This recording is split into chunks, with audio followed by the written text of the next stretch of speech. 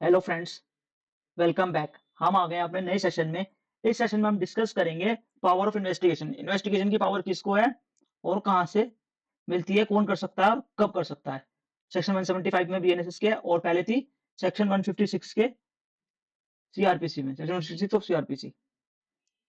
First clause, a police officer in charge of the police station may, without the order of the magistrate, investigate any cognizable case within with which a court having jurisdiction over a local area, such session which have power to inquire into a trial under the provision of section 14, provided that considering the nature of the gravity of the offence, the superintendent of police may require the deputy superintendent of police to investigate the case.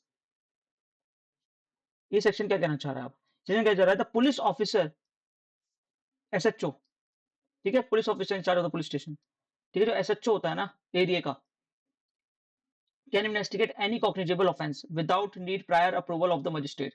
Magistrate की permission के बिना कोई भी cognizable case को वो investigate कर सकता है, but if if the case, लेकिन वो केस उसके एरिया का होना चाहिए, and has jurisdiction to try to inquire into as per the section 14 proviso. अगर अगर जो सीरियस नेचर का ऑफेंडर है, एसपी को may be direct to investigate. अगर सीरियस ग्रेविटी का नेचर का है तो डीएसपी को एसपी डायरेक्ट कर सकता है कि आप इन्वेस्टिगेट करो केस एसएचओ की जगह, ठीक है। अभी सेक्शन क्या कहता है, सेकंड क्लॉज क्या कहता है? No proceeding of a police in any such case shall at the stage be called in question on the ground that the case was one which such officer may not empowered under this section to investigate। और कोई भी कैसे सकता है basically, अगर जो उसको non cognizable और टेक्निकल इश्यूज की वजह से कोई टेक्निकलिटी ऐसी आ जाए जो आगे चल के इसको ऐसा प्रोवर करे, तो वो इन्वेस्टिगेशन भी शेट नहीं होगी।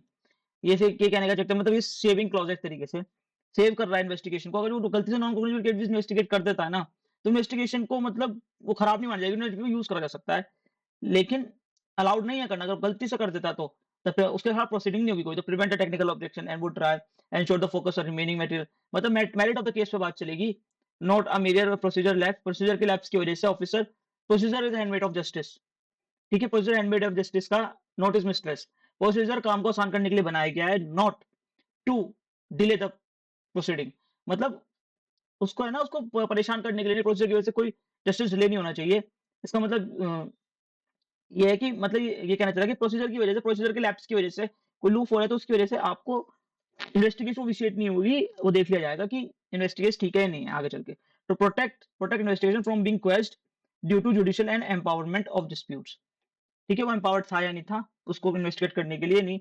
मैं नॉन कॉग्निजेबल की बात थी, अगर उसको ऐसा लग रहा है किसी भी स्टेज पे तो वो इन्वेस्टिगेट कर दिया उसने, तो इसका मतलब ये नहीं कि उसके बाद प्रोसीडिंग शुरू कर दी जाए, मतलब यही बोला जा रहा है और कुछ नहीं।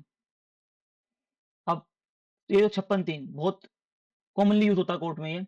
Magistrate empowered under section, magistrate को एम्पावर्ड है under section after considering the application, application or by on affidavit, ये एफिडेविट एप्लीकेशन एफिडेविट की बात अलग करी गई है, ठीक है, ये बीएनएस में ऐड हुई है। And after making the inquiry as think fit necessary and submission made necessary and submission made in this regard by the police officer order such investigation as above mentioned.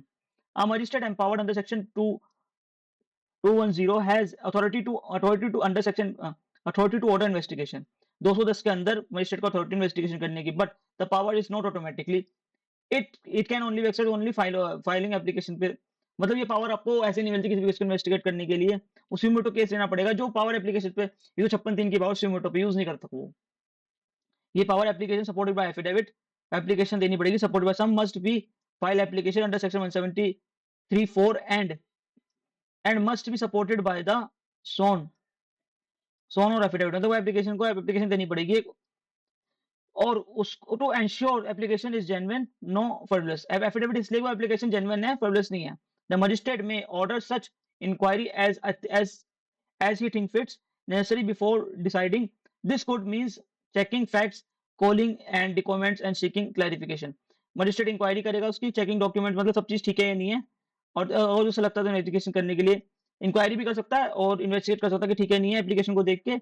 और the police officer submission, the magistrate must also consider the submission made by the concerning police officer before ordering the investigation. जो police officer ने क्यों investigate नहीं करी, पहले उसको सुनेगा, उसके बाद वो ऑर्डर कर देगा इन्वेस्टिगेशन के लिए, अगर जो उसको लगता है तो। मतलब इसमें ये कहा गया पुलिस ऑफिसर पावर है इन्वेस्टिगेट कराने की। अगर जो कोई एफआईआर लॉन्च नहीं कर रहा है तो आप एप्लीकेशन फाइल कर सकते हो मजिस्ट्रेट के पास 156(3) की। 156 की एप्लीकेशन फाइल करने के बाद मजिस्ट्रेट ऑर्डर कर देगा, देखेगा डॉक्यूमेंट सही है या नहीं है। एप्लीकेशन के साथ एक एफिडेविट भी जाएगा। एफिडेविट जाने के बाद पुलिस वो सुनेगा पुलिस ऑफिसर की आपने इन्वेस्टिगेट क्यों नहीं करा, आपके पास केस आया था वो। और अगर जो पावर क्या कहते हैं, अगर जो पुलिस ऑफिसर की बात सुन के अगर उसको तब भी लगता है कि इन्वेस्टिगेट, तो पुलिस ऑफिसर को इन्वेस्टिगेट कहेगा कि इन्वेस्टिगेट करो केस। अब देखो, ये नया सेक्शन ऐड हुआ है। इस सेक्शन में जो पब्लिक सर्वेंट के ऊपर कोई कंप्लेन होती है, ये उसके बारे में है। I am magistrate empowered of the section two receive a complaint. अगर पब्लिक अगेंस्ट पब्लिक सर्वेंट के खिलाफ कोई कंप्लेंट हुई है, it's occurs of the discharge of his duty, वो अपनी ड्यूटी करने से मना कर रहा है और इन्वेस्टिगेट सब्जेक्ट टू, उसके खिलाफ भी इन्वेस्टिगेशन के लिए ऑर्डर कर सकता हूं मजिस्ट्रेट, बट दो सर्कमस्टांसेस में। दो सर्कमस्टांसेस पहले सब्जेक्ट टू, दो दो चीजें उसे करनी पड़ेंगी इन्वेस्टिगेशन ऑर्डर करने से पहले मजिस्ट्रेट को। Receiving a report containing facts, circumstances and incidental from the police from the police superior to him, जो पुलिस सुपीरियर है उसके उसको। And after considering the assertion made by the public servant as the situation relate to incident and allegation, जो incident और allegation के बारे में उससे पुलिस से पूछेगा। मतलब ये सेक्शन ये कहना चाह रहा है, if the complaint file against the police public servant, कोई पब्लिक सर्वेंट है गवर्नमेंट ऑफिसर है, उसके खिलाफ कोई कंप्लेंट फाइल होती है और वो अपनी ड्यूटी करने से मना करता है, मतलब एक कंप्लेंट फाइंड हुई है कि अपनी ड्यूटी परफॉर्म नहीं कर रहा है, then the magistrate who has given the power, जिसको पावर दी गई है दूसरे may order the investigation, order investigation कर रखा, बट बिफोर डूइंग सो, मतलब ऑर्डर करने से पहले before order the investigation the magistrate must follow two safeguards. First, report from the superior officer. The magistrate should first receive the factual report from the superior से उसकी report लेगा, and accused public servant. This report should describe the facts and circumstances of the case, and the magistrate must also consider the assertion, expression, justification. Police क्या कहना चाह रही है, मतलब पहले पुलिस ने सीनियर को बताएगा, उसे रिपोर्ट मांगेगा कि बंदा कैसा है कैसा नहीं है, इसके इसे ड्यूटी परफॉर्म करी थी नहीं करी थी, झूठा एलिगेशन तो नहीं है। इफ सीनियर ऑफिसर भी बोल देता है तो फिर वो उसकी बात सुनेगा, दोनों की बात सुन के तब इन्वेस्टिगेशन को ऑर्डर करेगा। ठीक है, थैंक यू। अब आपको आपको इसमें क्या पता चला, देखो पहले सेक्शन में मजिस्ट्रेट की कोई नीड नहीं है, आप कॉग्निजेंस होते ही आपको कॉग्निजेबल ऑफेंस हुआ है, आप इन्वेस्टिगेट कर सकते हो। इसमें मजिस्ट्रेट का रोल है, इसमें मजिस्ट्रेट का रोल है, इसमें मजिस्ट्रेट का रोल है। मतलब इन्वेस्टिगेशन की पावर कब शुरू होती है, सिर्फ cognizable offence, serious offence cognizable होता है तो पुलिस ऑफिसर कर सकता है।